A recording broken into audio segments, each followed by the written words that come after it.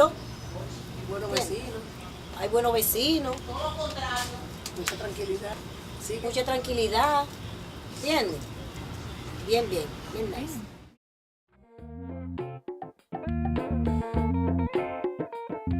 It's nice to see the resurgence of the residential area with new construction, repairs and renovations, and any of the blighted properties pretty much disappearing. Arson is not nearly as big a problem as it has been in the past. Money is starting to be invested in this neighborhood. A lot of it is by nonprofit corporations. I know the services that we've done that have the most impact is the lot maintenance. In fact, we've been able to clean up certainly over 100 vacant lots. Trinity Gateway project is a project where we have a relatively old cemetery. It's what we think is at the actual gateway to the Southside. Our vision is that one of the first things we'd see as you approach this very significant intersection would be this cemetery, excuse the pun, but reborn. 25 years ago, the Southside Community Land Trust began. When the university students came in and the people who had been farmers all of their lives in Southeast Asia came in, and some of the people who had lived here for a long, long time, but who had heritage perhaps in the South with their families who had been farmers, looked at this land and thought, why not grow something? This summer I had the opportunity to spend some time at the Southside Community Land Trust Community Gardens on Thurber's Avenue, and there are folks growing all sorts and manner of food, reconnecting to the earth. And there are folks from the Dominican Republic gardening next to a family from Laos. Where else in the world does that happen? City Farm is a model biointensive farm, and the idea being we want to be able to be part of the recreation of the cityscape and what makes like a vibrant neighborhood. And we feel that having areas where we can grow food and show people how to grow food organically is a great addition to the community. True, we probably had too much open space 25 years ago for a healthy community. But as we face development pressures in this part of town, if we aren't really careful to make sure that we have pocket parks and open space for food production, we may lose some of the connection we have between each other and nature.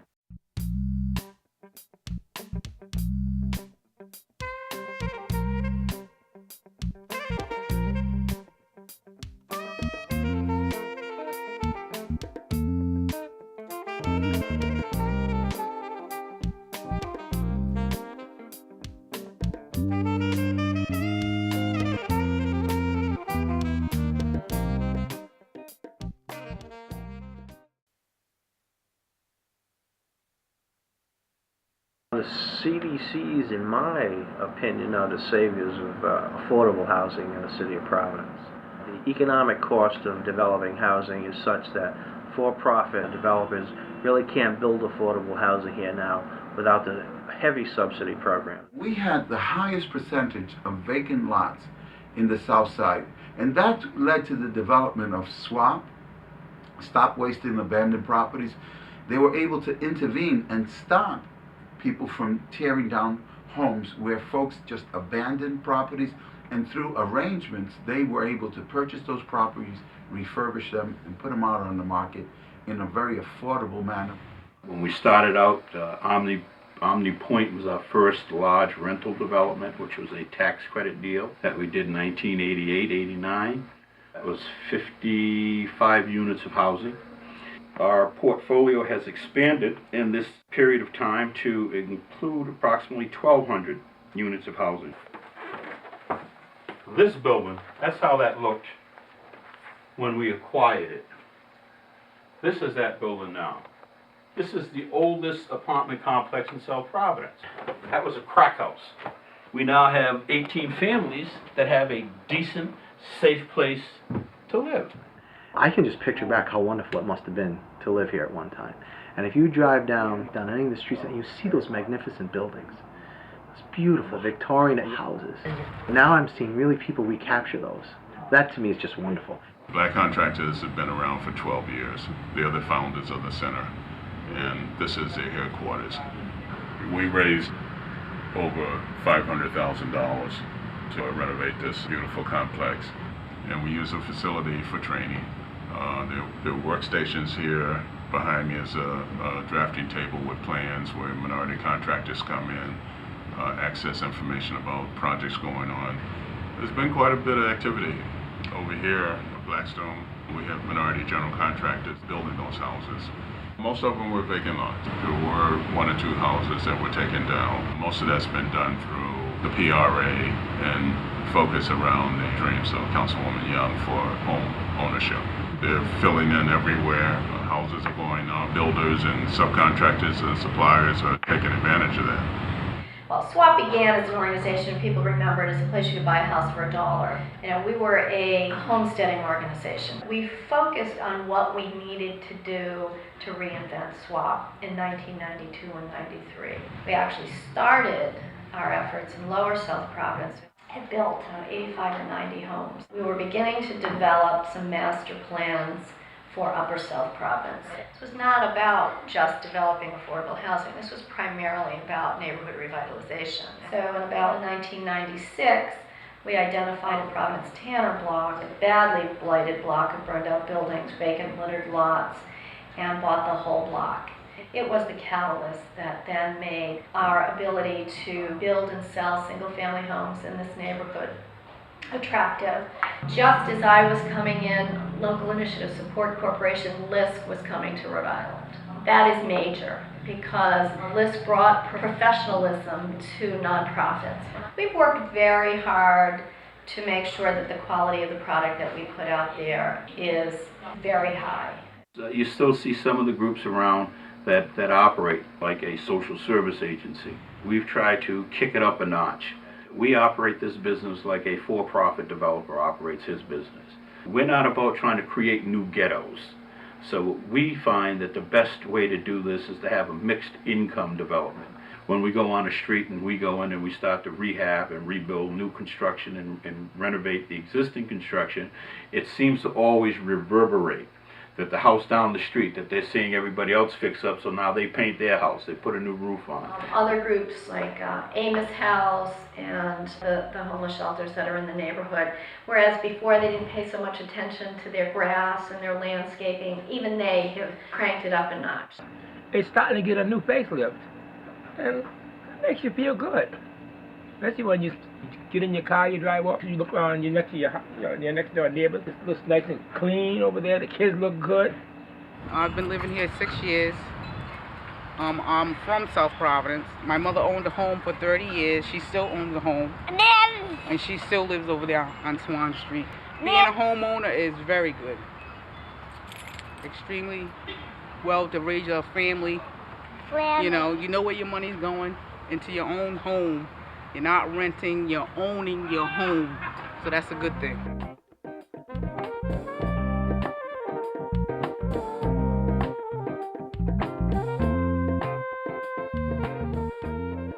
Property values have fluctuated, but as you know now in the city of Providence, they're through the roof. I was looking at some neighborhood statistics the other day. We tracked housing costs, and there was a house on Oxford Street that went for $280,000. Now, 5 years ago, you could have bought 6 blocks of South Providence for $280,000. This place here was dilapidated housing. Homes spread all over here, but no one lived here. I remember where a house right down the street, a house like that would cost $8,000. Right now, they sold that house across the street for over $250,000. When I started working here in the South Providence area, I could go to the city, the Providence Redevelopment Agency, and get a lot from the city for $1 a lot, for a buildable housing lot. Well, the last time I tried to go to the city to get a lot, they wanted $45,000 to $50,000 for that lot. There is some gentrification pressure in terms of looking at these old mill buildings now. Private builders have, for the first time that I have been here, come into South Providence. When that happens, people speak of the phenomenon of gentrification. At this point, I don't think that we're seeing that. We have come full circle to the point where we're now fighting gentrification. As the market heated up elsewhere, right, the number of people who came from outside the state zip codes, and from the greater Providence area zip codes, from Cranston, from Warwick, has increased. I think there has been some displacement along the way. Very troubling now is the fact that there has been considerable appreciation on the property tax side. Rates are going higher and higher so that people either can't afford to pay their mortgage and taxes anymore, or they can't afford to buy in this community anymore. Even though no one mentions it, the gentrification that occurs when someone comes in from anywhere and wants to live here, that's perfectly fine. We love having people move in. But when you buy the triple decker in a poor neighborhood, restore it, and then charge $1,100 a month for a 2 or 3 bedroom apartment, you know perfectly well that the neighborhood folks, people who are working hourly wages, are not going to be able to live there. Now, there are folks here who've been here for years who have survived all kinds of ups and downs in real estate values and have really been able somehow or other to stick it out. The people who are longtime residents understand for the most part that if they sell their land, their house for instance, it'll be difficult to find another house. The cost of housing's gone up in South Providence 240%, I think the figure was, where the east side was only 50%. And that's the good in terms of it's becoming a more valuable place. The bad is it pushing out the neighborhood and who can buy here. But someplace in the middle, it's like this could be a cool place to live.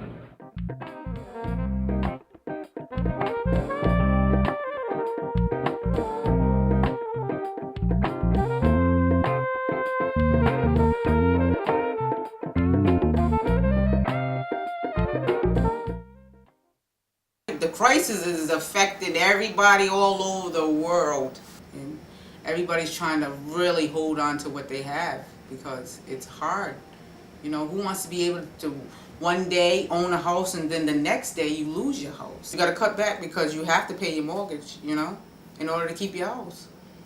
You know, you're calling your mortgage company and you're calling the telephone company to give you a little more time to, you know, be able to pay on your bills. You know, it's rough. It really is. It's hard, very hard.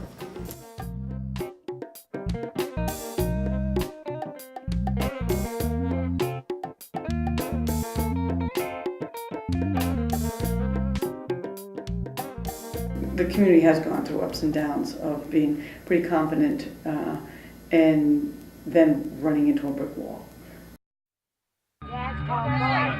So far, it's 18 kids we've lost this year in, just shootings.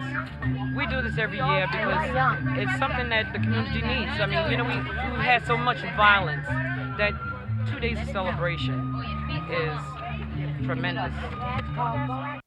Crime on a daily basis was pretty usual. We had a policy about, if you hear something, don't guess whether it's a backfire of an automobile. Assume it's gunfire, get up and lock the door. We used to have a lot of shootings, a ton of shootings. Like every night we get a call. I remember having my house broken into 3 different times. One of the police officers said, well, I can't tell you this, but if I were going to tell you something, I would tell you to move out of this hellhole. But, you have other property crimes, the drugs bring in, people breaking into cars, people breaking into houses. The comment about, people on the Southside is, they're a bunch of animals. 2 years ago, we raided the house I grew up in. It was one of the worst crack houses in the city. You find drugs in every neighborhood, not just in South Providence. Everybody nowadays is doing drugs. You see what I'm saying? 2.5 years ago on Harvard Avenue, we had contractors that were threatening to walk off the job because there was tools were missing, materials were missing from the jobs, and from time to time there's been a lot of drug-related activity here. You got Asian gangs, different Asian gangs, you got different Spanish gangs. The city is divided. You have Chad Brown, East Side, South Side. You got conflicts between families. A lot of the gangs right now that we're seeing in Providence are predominantly Latin and Asian based. Some of them are more nationally known, like the Latin Kings. They were very prevalent a few years back, and it kind of subsided when some of their leaders were jailed. But now they are back in the area. But a lot of them are just a group of people giving themselves a name, staking out a particular area where the neighborhood that they're in. Heroin that gets sold in Rhode Island comes directly from New York. It gets dispersed to Boston, Hartford, Springfield, and North. People from Fall River, New Bedford coming down there, they'll go to Eddy Street, they'll make a phone call, then, their dealer will tell them to drive down a certain street where it's not heavily patrolled. They know where we are all the time. 5 years ago, Jennifer Rivera was murdered, a high-profile murder. She was a girl, was to testify the next day in court. And she got killed in front of her house. And the police didn't protect her well enough, and she got killed. And ever since then, the youth are always saying her name. You know, Jennifer Rivera, Jennifer Rivera. Even young people who witnessed the murder, they're not talking. Street workers and young people in this city often grow up like in a battlefield. I actually witnessed Marcia Carpenter's son getting murdered. I was up in my bedroom on Dexter Street, and I hear pop, pop, pop. I hit the deck because I know it's gunshots that are going off. And I pick up the phone and I dial 911, and I go over to my window and I look out and I see this guy get out of this car. He starts opening fire and he shoots this guy in the head. So the car pulled away. And I run downstairs and go outside, and there's this guy laying, on the sidewalk. Body's jerking around, and I'm trying to feel for a pulse, and he's gone.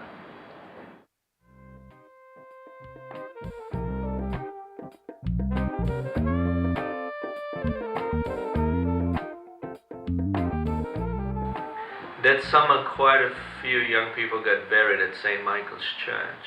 And Father Ray Mom had said, we keep saying we have to do something, and then somebody asked him one time, well, what do we do? And that's when he created the Institute. And our point of views are different than the police, because our street workers were arrested in the past. They know conflicts, they understand the rules of the street, and their goal is not to arrest you, actually develop you and try and help you. We actually will go out into the streets and talk to the issues that are going on and talk with the people that are there, and try to deal with and mediate the situations that are arising so we can keep down the violence. If you watch the news and read the local papers, you will think crime, not only, I would say that it had remained the same, but that actually has gotten worse. But I can say that it has improved. We had the first community police station open in the city. District 2 station is located here in the building with us. And definitely makes a big difference when you can deal one-on-one with the local police and actually know who your police officers are, and at the same time make them part of the community. We used to have a lot of resistance from certain members of the neighborhoods, but now since we've got together with them and there's been an influx of new people down there, they want to change, and they know that we got to work together to make that change. Merchants and people from the community don't see them as a threat.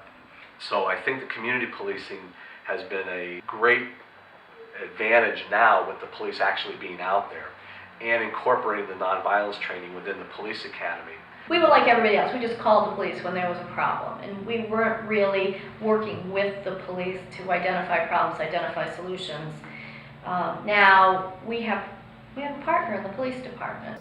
I can remember growing up and seeing crack houses, in the areas of South Providence. I think South Providence has really come up with the drugs. The police are really on their jobs. We really appreciated the Providence Police Department of keeping the neighbors safe. The police attitudes are starting to change too. We make good relationships with people in the community and the kids, so I think that it definitely helps because they see us as just regular people like them, so it's not like you're just riding by and the only time they see is when you're locking one of their family members up.